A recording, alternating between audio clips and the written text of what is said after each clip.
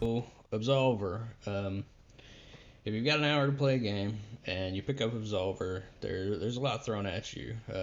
There are like even with the help of chat, there's still a lot of things that I don't quite grasp with the game.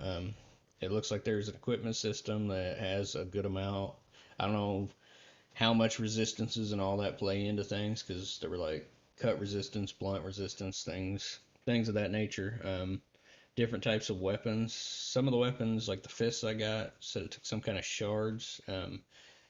Does seem like there's a guy that you talk to here and there, and he starts to give you a little more information. So the further you get in, there probably is a system in place to help you learn some of these things, so you're not just fumbling around like I was. Not having a mini map is a little rough. I don't know how big the game is, so it may get easier as you go, or maybe it's just people who've played it enough time they start to know those areas. A lot of the enemies respawn, so it seems like you can kind of grind out areas and level up. I saw one other player during the time I was playing, and it definitely looked like you can attack each other. I don't know what the benefits or what really comes out of that, if you get extra experience or can get equipment, or I don't know how that works.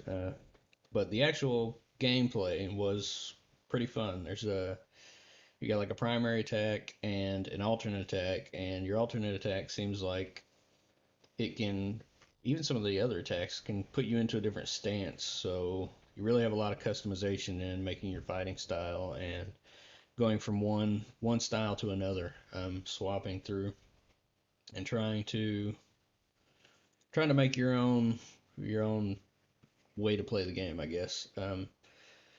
I don't. The altars. It seems like there was different schools and other things, so maybe there's more training, more things that can come out of that. But yeah, I'm gonna go ahead and pull up my list and figure out where I'm going to put this. So that was Absolver. If you've got an hour, I mean, so some of these games, like I've said, require more than an hour for sure to really start to dig into it. But it's it's a pretty good time.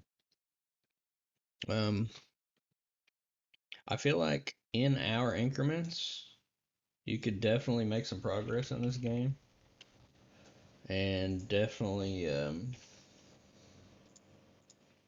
play it in those amounts. There are enough. Seems like there are enough of the altars and everything to for you to fall back on and quit the game there. I don't know if that's how you save or what it is, but there's definitely some other things you can do at the altar. Right now on the list we have Arrow is sitting at number one, Absolver is my number two, and 7 Days to Die. So yeah, if you've got an hour to play a game and you want to check any of these out, then those are my top three recommendations right now. I'm going to take a 5 minute break, then I'll be back, and the next game on the list that we will be checking out will be Abzu. And then after that, we will see. We'll either go back to and complete a valley or play a valley without wind 2 or acceleration of Siguri. This puts us at 8, I believe. One, two, three, four, five, six. I gotta make sure I keep up with this, or I'm gonna have to put a system to to count how many we've got completed. But yeah, if you're tuning in and watching on Twitch, I appreciate it. I appreciate the follows. That definitely helps a lot. And yeah, it kind of, if you're here to just watch one game, sorry I'm not playing a little bit longer. But and maybe my thoughts. You can clue me into what I miss on these. So if there's things I miss out about the game, things that I don't understand, any kind of tips and all that are definitely appreciated. But all right, so yeah, I'll see you back here in about 5 minutes.